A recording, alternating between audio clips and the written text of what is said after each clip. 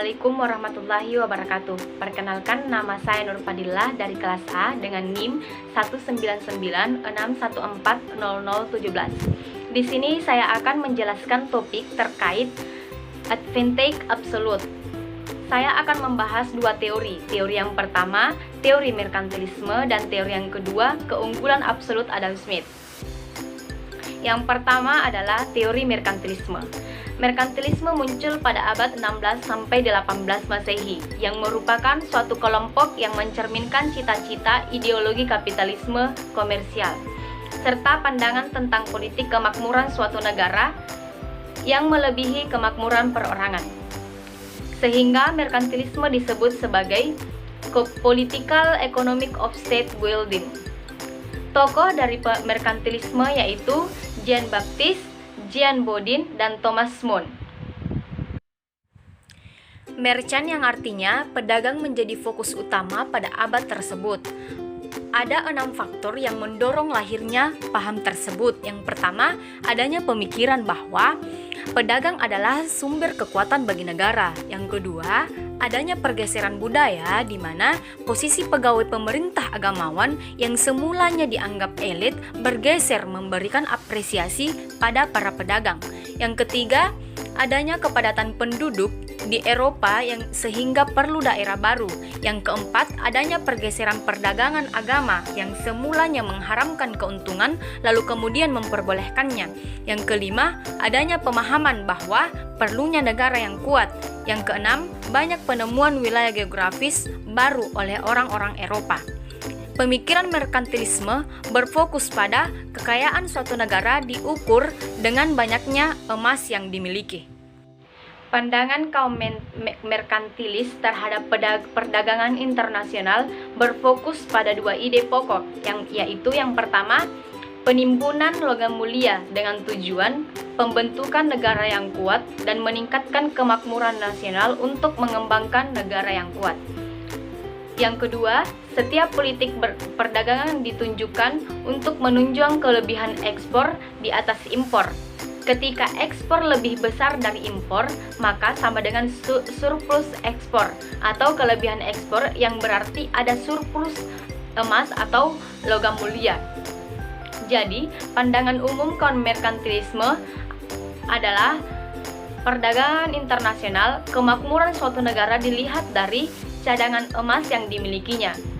Tetapi dampaknya setiap negara akan berlomba-lomba mencari negara yang mau defisit atau yang mau rugi. Karena tidak adanya negara yang ingin rugi, maka timbullah keinginan untuk menjajah negara lain. Oleh karena itu, sebuah negara dapat mempertahankan keuntungan tetapi mengorbankan negara lain. Kesimpulan dari merkantilisme, perdagangan internasional dilakukan dengan cara mendorong ekspor secara maksimal dan membatasi impor secara ketat agar tercapai surplus ekspor, karena surplus ekspor berarti surplus emas. Karena adanya pandangan merkantilisme, maka mendapat kritikan oleh Adam Smith dan David Hume. Adam Smith mengatakan bahwa kemakmuran suatu negara tidak dilihat dari banyaknya logam mulia, tetapi dilihat dari kemampuan suatu negara untuk memproduksi barang dan jasa. Selain itu, Adam Smith juga mengatakan bahwa adanya campur tangan pemerintah yang ditunjukkan untuk pembinaan negara yang kuat. David Hume mengatakan bahwa suatu saat negara merkantilis itu akan menjadi miskin karena logikanya jika ekspor lebih besar dari impor, maka logam mulia meningkat dan uang beredar juga meningkat masuk dalam negeri, maka akan menyebabkan inflasi. Kenaikan ekspor, impor turun, maka logam mulia keluar, negara akan menjadi miskin.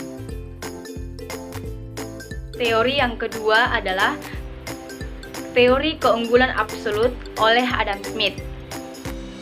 Adam Smith mengatakan bahwa keunggulan absolut suatu negara harus melakukan spesialisasi dalam produksi yang memiliki keunggulan absolut dan mengekspor komoditas tersebut ke negara lain dan membeli atau mengimpor dari negara lain komoditas lebih murah ketimbang kita membuatnya sendiri.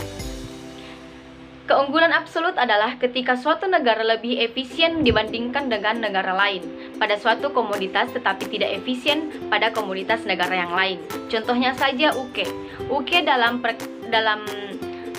pakaian dia lebih efisien tetapi dalam memproduksi gandum dia tidak efisien.